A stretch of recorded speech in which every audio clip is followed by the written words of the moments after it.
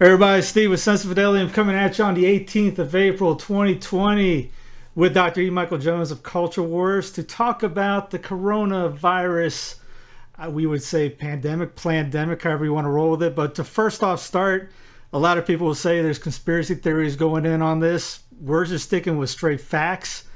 The mainstream media is even calling out their own numbers. 1,300 CEOs resigned before this started. That's on NBC. I'll have the show notes in this. Event 201 was a real thing that happened. None of these things that we're saying is blown out, pulled out from the sky. So, with that being said, we don't want anybody just saying ad hominems of conspiracy theory, which basically right now says we don't want to listen to, we want to listen just to the narrative. Anything against the narrative is a conspiracy to our minds. So with that, Dr. Jones, thank you for coming on to talk about this. You're welcome. You're welcome. Now, what got me was I was trying to find somebody to talk about this. I've been doing mostly just theological shows and everything like this. But a friend of mine sent me one of your things with, I can't remember who it was, but you brought up New York City and the problems with the air. And that set me off because I was thinking about Christine Todd Whitman.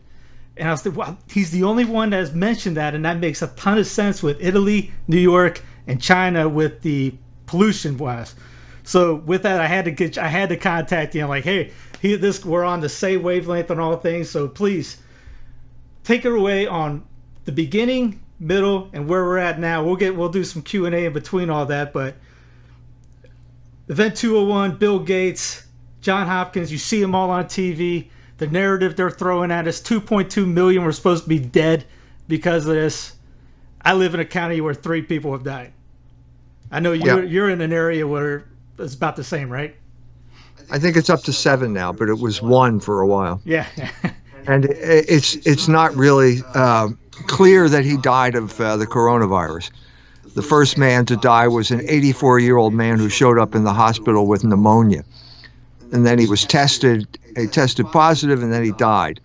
If it hadn't been for the hysteria in the media, he never would have been tested. And believe me, it's not news when an 84-year-old man dies of pneumonia in the hospital. That's not news. It happens all the time. Right. So, but to get back to, if you're interested in conspiracy theories or the evolution of conspiracy theories, the whole origin of the virus in the Wuhan Institute of Virology is a good story to follow. Mm-hmm. I wrote about this originally, wrote about it in connection with the arrest of Dr. Lieber, the professor of the chemistry department, chairman of the chemistry department at Harvard, and all the Chinese spies and secret Chinese army operatives who were working with him, who also got arrested. One guy trying to smuggle material out of Boston. So the story started to take off. Like, what's going on? Are you sure it's the wet market and not the Wuhan Institute of Virology? Immediately, almost immediately after anyone started saying this, an article appeared on, a segment appeared on Good Morning America. And then that got transformed into an article on ABC. And the title of the article was, "Sorry, Conspiracy Theorists, It's Not a Weapon," or not a bioweapon, or something like that, which shows that the mainstream media were interested in shutting down this avenue of inquiry from the very beginning. They had a particular narrative that they wanted to convey. Since then, the story has escaped into the mainstream news. So now the mainstream media are now taking this story seriously. So it turns out that it's not a conspiracy theory after all, but there are still a lot of unanswered questions. So just today I read that it turns out that Anthony Fauci's operation was funding coronavirus research at the Wuhan Institute of Virology. Mm-hmm. Does that mean that Anthony Fauci's the man responsible for this? Well, it could, but depends. We need to do some more research here. It's admittedly difficult because not a lot of people read Chinese. Actually, a lot of people read Chinese, but they're all in China. The people over here do not, and so it's difficult to do research. But one of the sources I did see was a man who lives in China who does read Chinese, and he told the story basically of what's on the Chinese internet, which is that they started to do the research. They hired a number of people. One young lady started working there, and there was an accident, and she got splattered with bat blood or something like that. Then she got sick, but before she died, she was circulating among people in Wuhan. Wuhan is a major link for a major transportation hub in China. And transportation means also international transportation. And there is a major link between China and northern Italy. Because Italian Chinese sweatshops have set up operation in Italy so that they can use the Made in Italy label for their clothing. They don't employ Italians, they employ Chinese. So there's a lot of Chinese, I've heard a figure of 100,000 Chinese going to Italy to work. As you mentioned, 3 of the major hotspots are also areas where we have major air pollution. So Beijing, northern Italy, and New York City. New York City, although it doesn't qualify now as one of the worst places in the world, it had that unique event called 9/11, during which a cloud of toxic material went up into the air when the building came down, covered all of Manhattan, and people breathed it in, came back to work much sooner than they should have because the government wanted to give the illusion that it was operating under business as usual. A lot of people inhaled that toxic dust. A lot of them died from it, and a lot of them are still alive, but with impaired pulmonary system. So, so to get back to the conspiracy story, I think this is the sequel to the big internet battle of 2019. That battle, if you remember, was about who's allowed to go on the internet, who's allowed to speak on the internet, and it largely revolved around a Jewish organization by the name of the Anti-Defamation League, who created this fiction called hate speech, which is similar to the fiction known as conspiracy theory. In other words, what hate speech is any speech that Jewish organizations like the ADL don't like. Conspiracy theory is any speech that the mainstream media don't like. So you're dealing with something similar. I think that the attempt to stifle the internet as a source of independent information failed. And I think this is a second attempt on the part of the oligarchs to regain control of the narrative, which they lost through the internet. And I think it's going to fail again. I think that it's clear that all of the reporting that made any sense was just amateurs for the most part.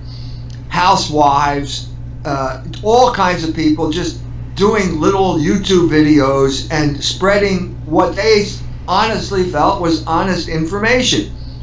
The main thing these people had going for them was not that they had a lot of money or not that they had a lot of correspondence all over the world, but they were just seeking the truth, which is more than you can say for the mainstream media, there's always an agenda there.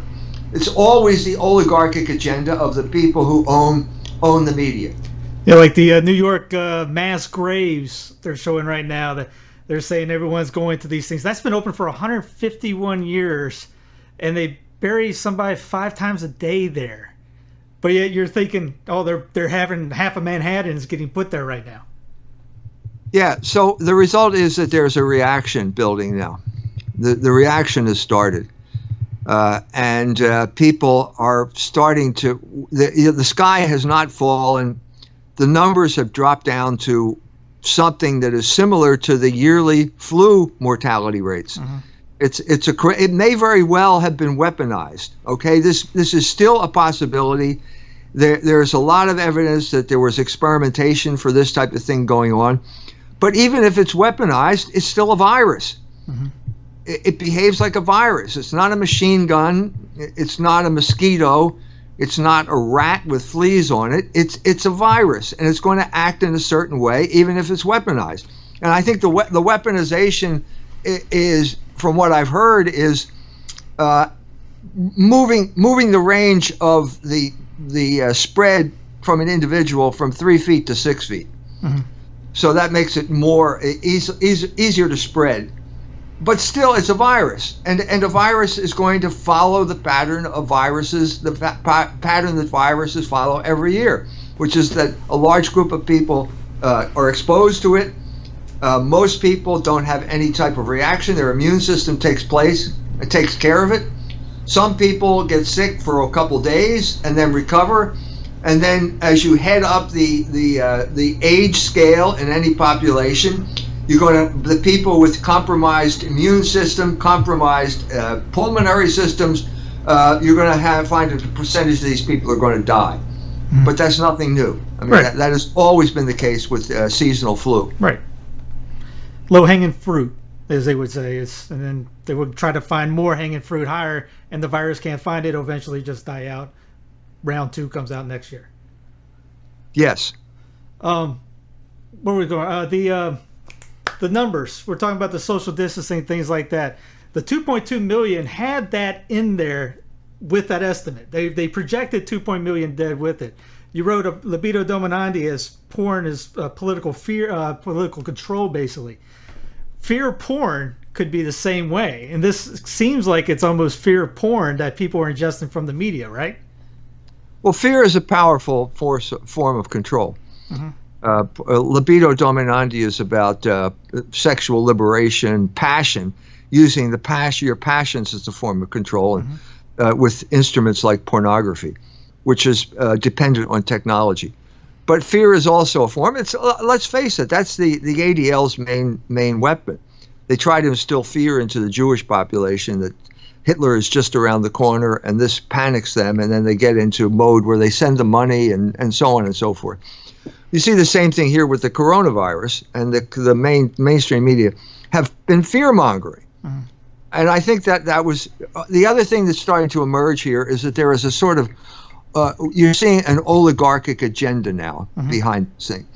The main point in this oligarchic agenda is the one that's been in place ever since Donald Trump got elected, and that is, let's remove Donald Trump. Mm-hmm.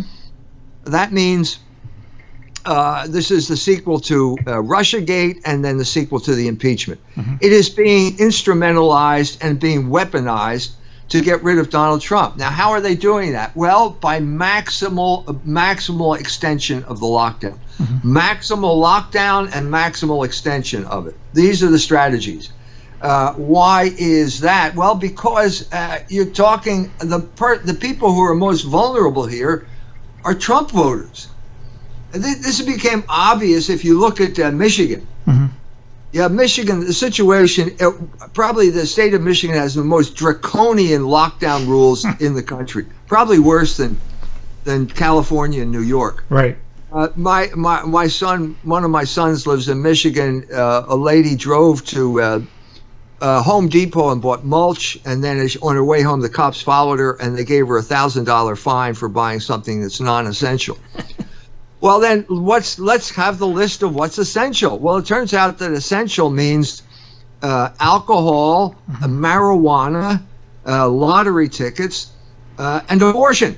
Mm-hmm. And Governor Whitmer has said abortion is a life-affirming act. Mm-hmm. Okay, I don't get it, but if the governor says it, it must be true. Or is there an agenda here?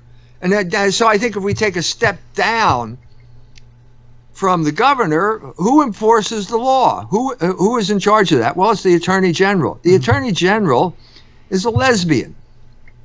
And I know for a fact that she had the support of the Marijuana Growers Association of Michigan. They put her in power. They helped put her into office.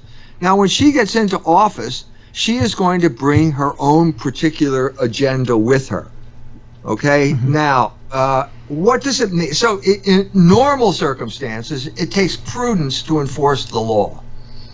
Okay? You need even more prudence when you have an unusual situation like a pandemic, which means you have to have a better grasp of reality, a better grasp of reason. Prudence is understanding the truth and then ability to act on the truth. Okay? If there's a group of people that do not have prudence, it's lesbians. Okay? If they had prudence, they wouldn't be lesbians, because they would understand the truth of human sexuality. They'd understand that they're violating it, and they would not do that. Mm-hmm. This goes, so what does this do? To get back to libido dominandi, when you're in the throes of lust, it darkens your mind. Mm-hmm. When it darkens your mind, you can't understand reality. You can't make prudent judgments. And this is what we're seeing. They didn't make prudent judgments. They made all sorts of, so you're going to have a draconian response to something. You're going to overreact because you don't have a clear sense of reality, the reality of the situation. And when you overreact, you're going to go after people you don't like. Well, it turns out that those people are the majority of the residents of the state of Michigan. They don't like them. They don't like them. Now, let's get back to who's going to be most affected by this. It's going to be the small entrepreneur. Mm-hmm. Let's take restaurants, for example. Restaurants, cooks, waitresses. The restaurant is shut down. These people they're not wealthy people. If they were, they wouldn't be waitresses, okay? Mm-hmm. They are living a precarious economic existence to begin with, and now suddenly you've shut them out from any type of ability to earn a living. Mm-hmm. What you're dealing with here are the people who, in many ways, maybe waitresses is not the best example, but people who are independent contractors. Mm-hmm. These are kind of the lower end of the economy, of the real economy, because these are people who actually earn money. So I'll do something for you, and you put the money in my hand. Okay? Mm-hmm. These are the people that are being hurt right now. And I think if you look at the way they talk about these people, Governor Whitmer and Attorney General Nessel, they look upon these people as their enemy. Right. Probably because they voted for Donald Trump, probably because they can't control them. And so every homosexual is a proxy warrior for the oligarchs. That's a fact of life, okay? One way or the other, it's a fact of life, but it's especially true if a homosexual gets elected to political office. That lady is not going to arrest drug dealers anymore. Drug dealers go off scot-free because they put her into office. So who's she going to go after? She's going to go after normal people. Mm-hmm. Normal people, because she's not normal. Her sexual behavior is not normal, and so she has a grudge against normal people. I did an article, it's in a book called Degenerate Moderns. Read the chapter on Sir Anthony Blunt and the English novelist E.M. Forster, who wrote a homosexual novel, which tells you what it's like to be a homosexual from the inside. That's why it's such an important piece of literature. Yeah, I was glad to leave Columbia. I'm sorry, go ahead. Go ahead. No, I'm glad we left Colorado because Polis, who's also a homosexual, is a governor there, and he's not up there with the Michigan yet on draconian things, but he's not too far behind her either. No. And so you find with people like this who do not have access to Logos, who have turned their back on Logos, the main of Logos that everyone deals with every day is the moral law. Mm-hmm. That's the way you organize your life. If you rebel against that, it's going to affect your entire ability to deal with Logos, which is the reality of the situation. Ultimate reality, or the reality of the situation, that's the way you make contact with reality. It's through your mind. And if your mind is darkened by all of these bad habits, you're going to make bad decisions. And that's what we're seeing in places like Michigan. Bad decisions, one bad decision after another, leading to what sounds like a revolutionary situation, because the people have sense that they have no say in their own governance. They're getting angry, and and when you get angry, you're pushed towards some type of violence. Yeah. The point here is the same thing happened in Germany. Okay, they have another woman ruler in Germany by the name of Angela Merkel, and the Germans feel that this is not reasonable. This lockdown is not reasonable. Germany has a very low mortality rate, very low infection rate, probably because of the culture and so on and so forth. The German scientists in this regard are leading the charge on the internet with reasonable responses to this type of thing. So the German people just walked out onto the streets of Berlin on Sunday. Now, how is the government going to react? Well, they arrested the organizer, Beata Bonner, and she, according to her own testimony, was subjected to Guantanamo-like conditions after she got arrested. But then one day later, Angela Merkel says, "Oh, we're going to end the quarantine on May 1." Well, I mean, this is classic. Okay, we'll throw the lady in jail, and then we'll do what she wanted anyway, right? And we'll pretend that we were going to do it all along, and that she didn't force our hand. Well, we're smarter than that. I think we know what's going on here. It's like the social distancing thing. They tell you, hey, this is worse because we told you that we saved you from yourselves by keeping you apart. There's a Simpsons video of it where Lisa holds a rock and tells Homer, hey, this rock will keep lions away. Or Homer goes, can I buy that rock? And Lisa looks, you don't see any lions, do you? Mm-hmm. It's the same thing with the social distancing thing. Hey, how can we prove that? Because we told you this will work. You buy the rock. Right. Yeah, it was on Sesame Street too. Ernie had a banana in his ear, and Bert says to him, "Why are you wearing? I have the banana ear." He says, "To keep alligators away." He said, "Well," Bert says, "Well, there are no alligators around here." And he said, "See, I told you, it worked." Yeah. That's so. So the man selling the banana now is Bill Gates, and he has come across as one of the most odious people on the face of the earth right now. Mm-hmm. He's proposing maximal lockdown, like we're going to have this for months. And then if that isn't bad enough, he starts saying, "Well, I have one of my companies has a test. Maybe you should take my test." I mean, isn't this a little bit of conflict of interest, Bill? You're using your position as the guru of the mainstream media to hawk your test, and then it gets even worse because he says, well, we should have immunity certificates. Mm-hmm. So in other words, Bill Gates is going to test you, and assuming that his test is accurate, he's going to give you a piece of paper, and you now have to ask him for permission to go out and do your business. Well, wait a minute. Who made you king? No one elected you, Bill.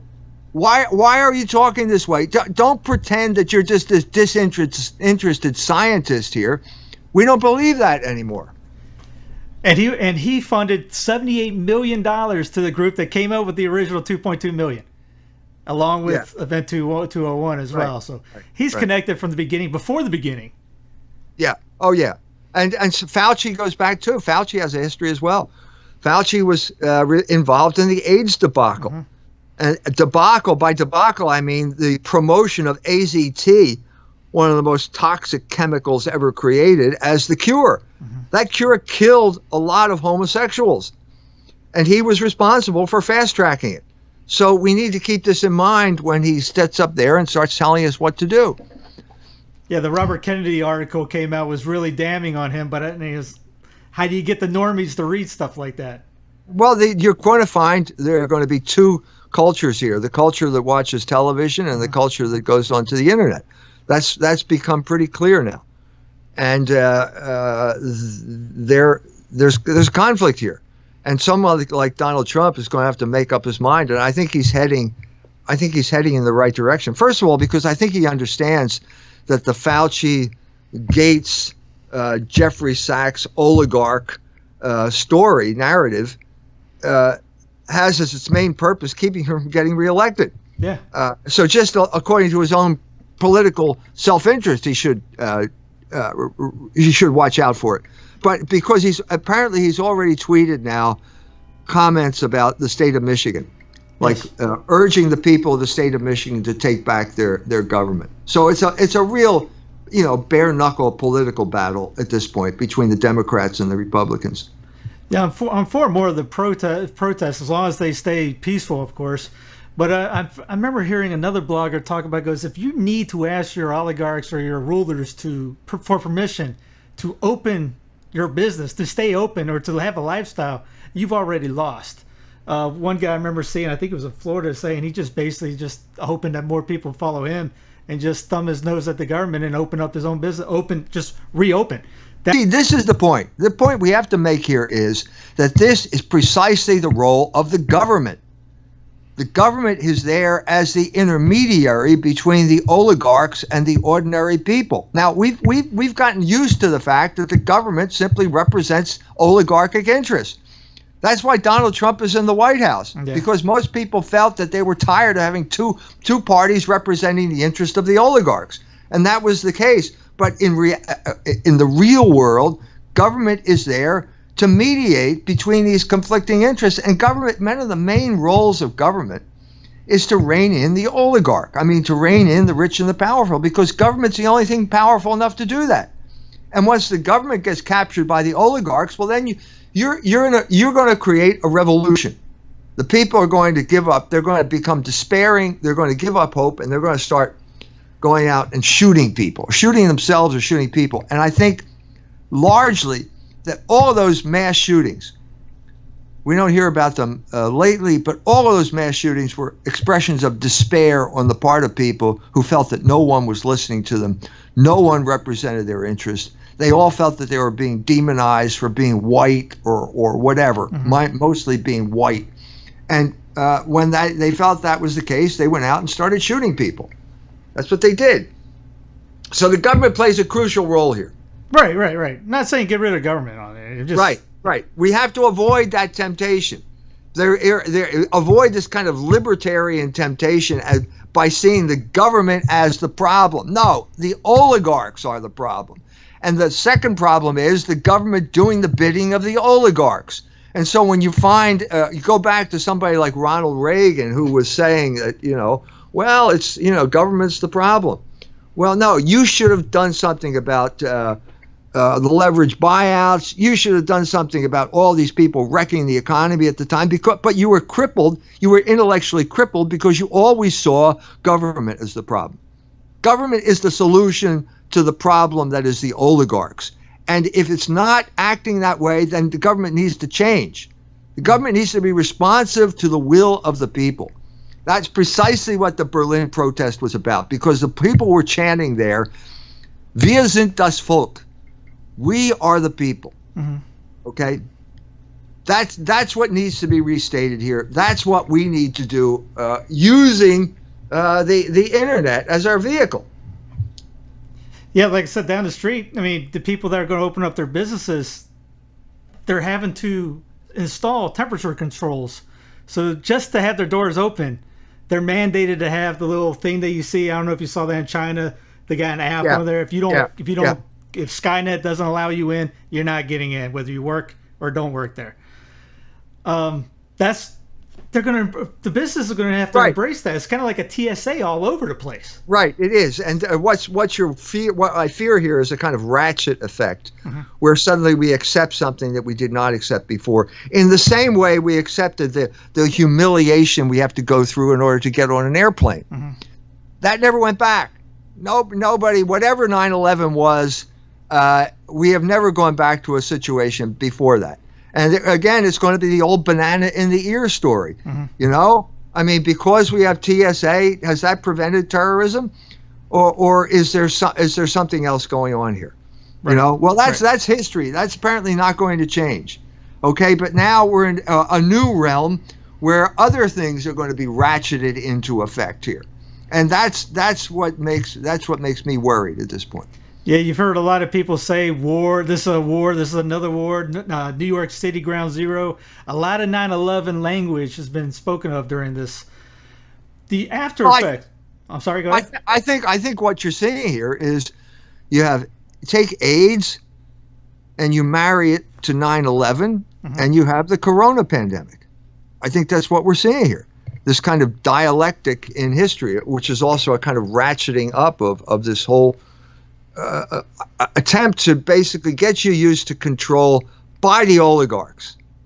That's what I'm seeing here. Now, something I'd like to bring up here is the response of the church here. Where is the Catholic Church here? Where are they? I mentioned there was an article in First Things by a guy named a Dominican by the name of White, a priest in Rome, and he just laid into anybody who disagreed with the narrative, the conventional narrative, as a libertarian, a narcissist. I have a video on it. You can check it out. Yeah, on I read my it. Yeah, I saw channel. that. Yeah. Okay, all of these cuss words, about anybody who disagrees, even though there's all kinds of evidence that something's going on here. And I said in my video, I said, this is classic ahistorical Thomism. I just did a book called Logos Rising. Right.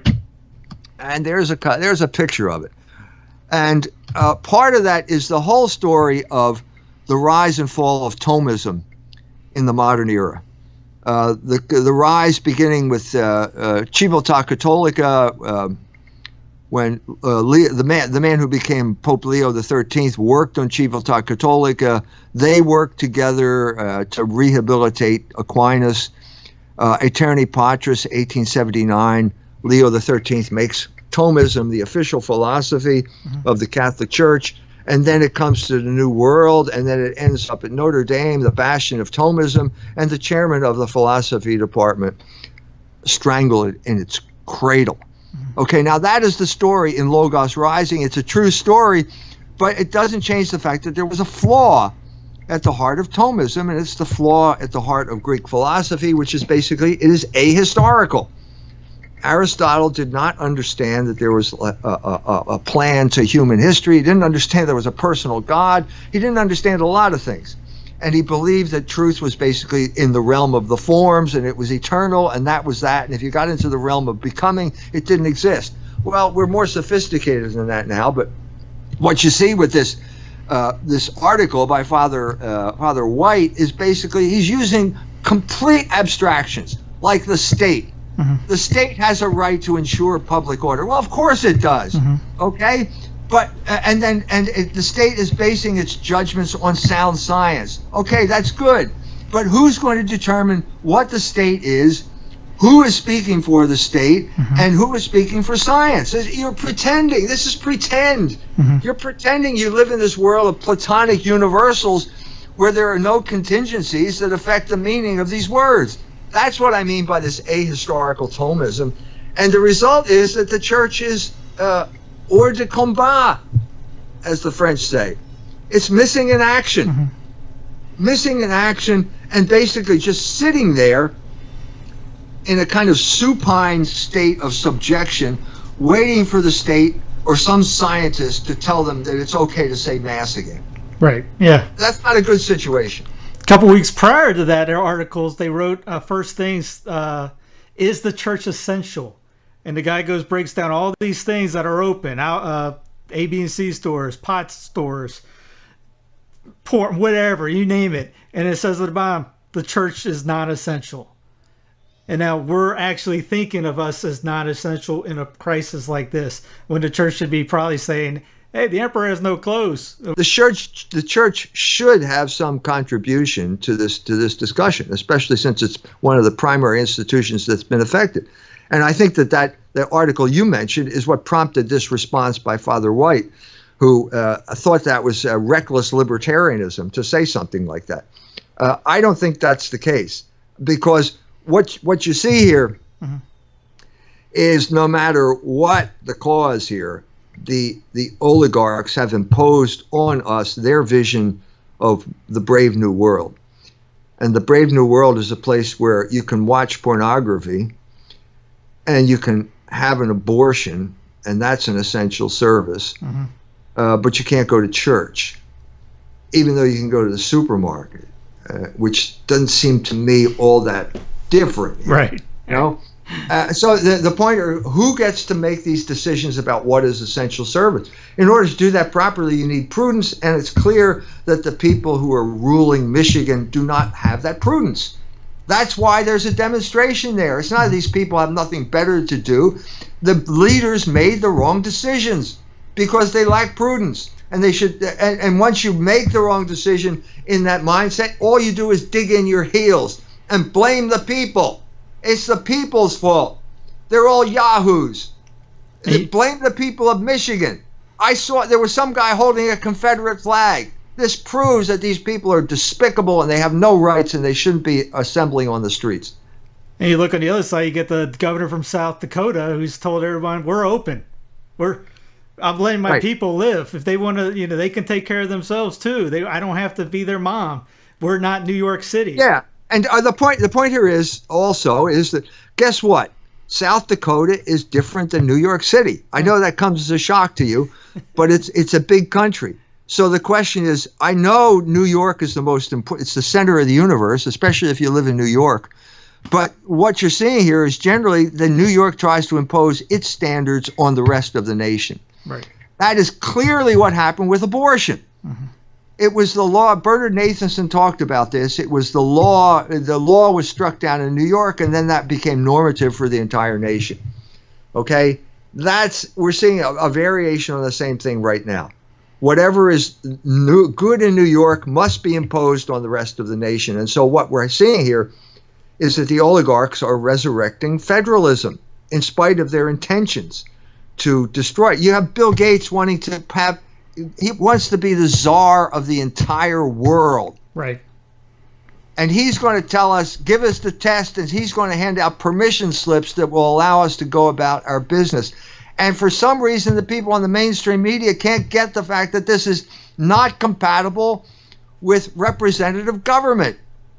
I guess they're not bright enough to figure that out. 22 million unemployed. India, I heard you were saying they're starving in the streets. Yes.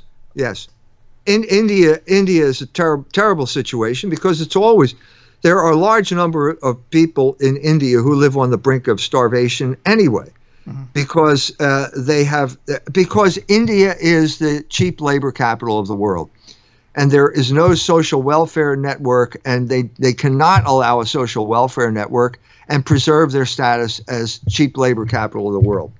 So what you do here is. Narendra Modi, I have correspondence in India. I've been there once, traveled all around the country. And Narendra Modi, and let's put it this way, one of the main beneficiaries of cheap labor is the garment industry. And the garment industry went bust. Nobody noticed it here, but it went bust about a year ago when all of those middle-range clothing outlets like Banana Republic, American Eagle, went out of business. Mm-hmm. Okay, at this point, orders stopped going into the sweatshops in India. At this point, they didn't know what to do. They had a crisis because they expanded to get even cheaper labor, and now there's a crisis. They knew there was a crisis. Modi was in a state of political crisis that nobody over here knows about because he passed, in order to stay in power, he has to create a ferocious Hindu fundamentalist violence in that country against Muslims and Christians. That's the way he stays in power. That's the source of his power. So there were riots on the streets from Muslims who felt that they had just been dealt out of the Constitution, out of the country. And he's trying to deal with that and the bust in the garment industry. And suddenly the coronavirus arrives like the answer to a maiden's prayer. So he locks down everyone. Well, okay, why did he do that? Well, because he wants a loan from the IMF. He wants $1 billion from the IMF. In order to get $1 billion from the IMF, you have to do what the World Health Organization tells you to do, which means lock down everybody. Well, you can't lock down people who don't have homes. And what you're talking about are large numbers of people in India who live hand to mouth, who basically don't have homes. Mm-hmm. And they depend on the daily labor market to sell their labor and then bring some money home so that they can survive. That was killed immediately, and you put millions of the lowest and most vulnerable Indians out of work at that point. And at that point, if they stay in the slums of Mumbai, they're going to starve to death. So they're going to go home. And so you have this mass migration across India of the people who are supposed to be in place. They are now, if they have the disease, they're now spreading it for all over the place. You know, social distancing. Have you ever tried doing social distancing on a bus in India? It won't work. I've been on buses in India. Okay, I couldn't fall over. If the bus hit a wall, I wouldn't fall over because I'm packed in there between all of these people like sardines. Right. I'm like, so obviously it's not going to work. And so you are spreading the disease that you're trying to confine. And so in order to do this, in order to keep this under control, he's got people out on the streets, I've probably seen the videos, with canes, beating people, beating them to move them back. They're forcing these people to pack in like sardines, which is the opposite of social distancing. So it's a catastrophe.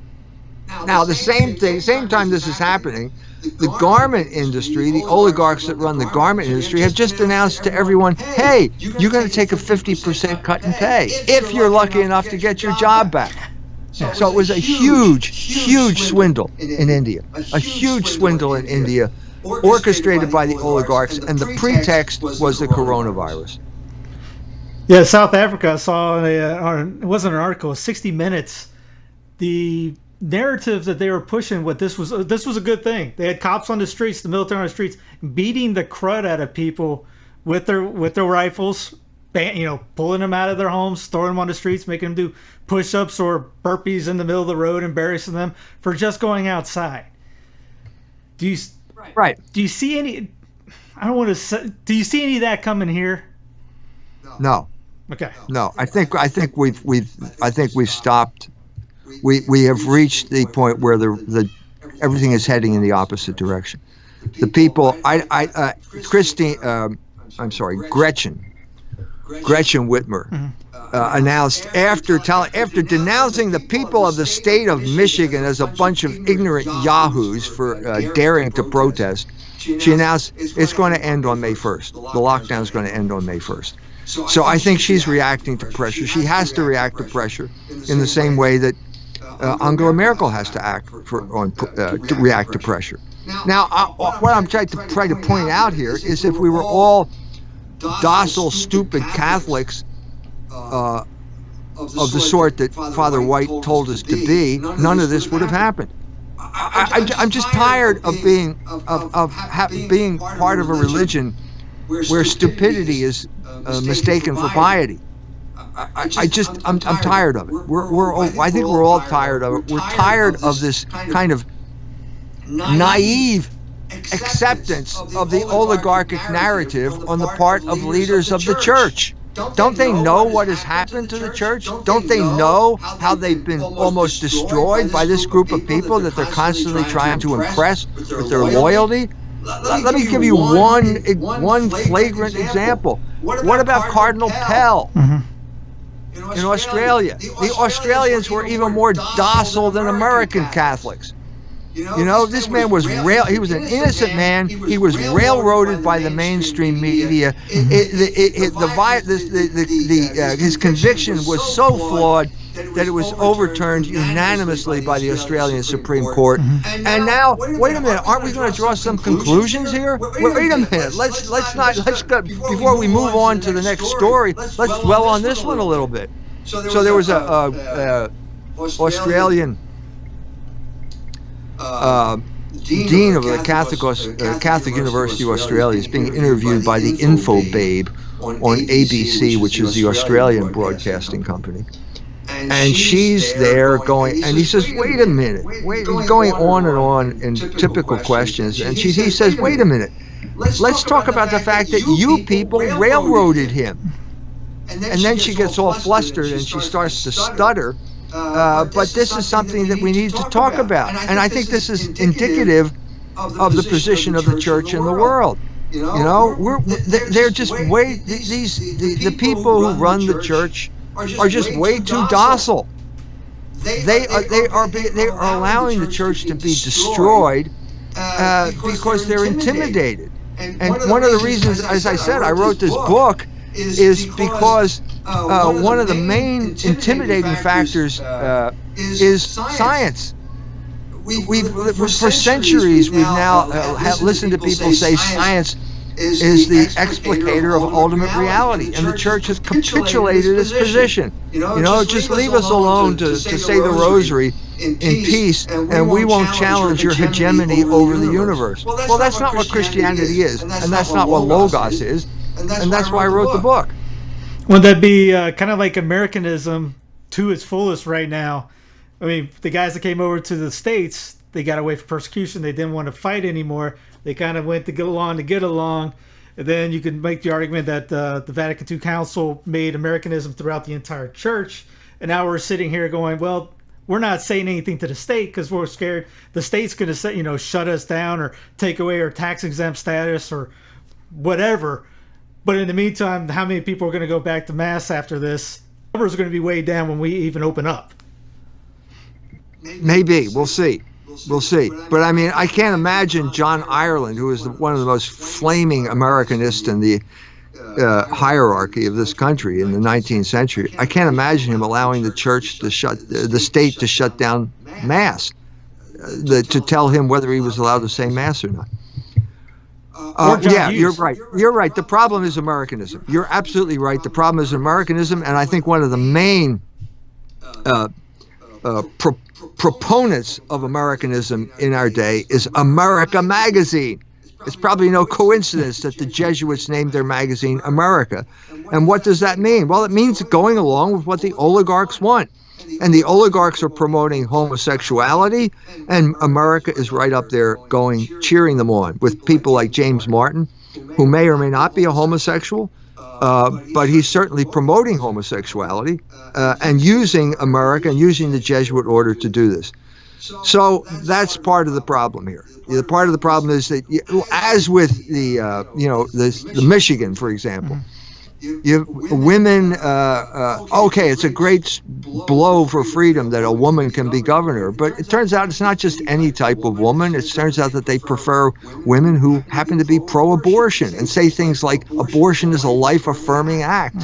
How come those people end up getting elected to office? How come it's a lesbian who became the attorney? Well, because they fit in with the oligarchic agenda, which promotes abortion and promotes lesbianism as a way of using these people not to represent the people of their state, but the oligarchic agenda, impose the oligarchs' agenda on the people of the state rather than representing the people of the state and protecting them from the oligarchic agenda. That's what we're seeing here.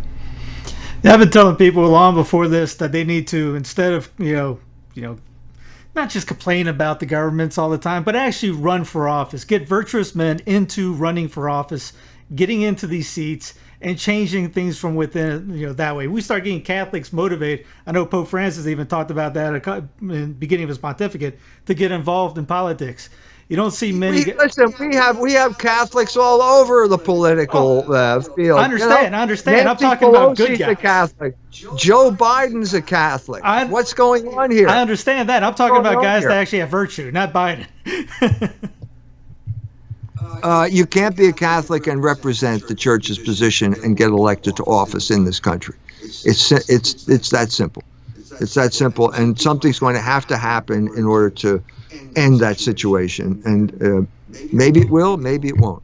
I don't know. So, just the closing thoughts on things. So, promote your book a little bit. Obviously, I'm one of those guys who would tell everybody to buy everything you've ever written. The books are fantastic. Thank you. Thank you. Well, this is the latest, and it's the latest, and it's basically what I was trying to tell you today. You can go to buy it at culturewars.com. The ad will pop up immediately when you go there. And I'm just saying, Logos is the foundation for representative government. We think why do we think that people should be able to determine their own form of government? But because they're rational creatures. And rational creatures, if you do this in your life by conforming your life to the moral law, then you should be able to do the same thing about government. Of course, if you don't, if you're a slave to your passions, well, then you're going to wreck the government as well. But I mean, the possibility is there. And I'm saying we don't need.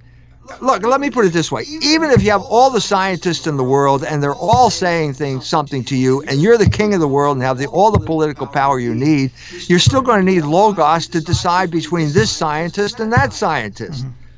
Because you're invariably going to have competing narratives, and you have to make that judgment, and that's how you do it, and that's why this is important, because it frees people up from the tyranny of the scientist.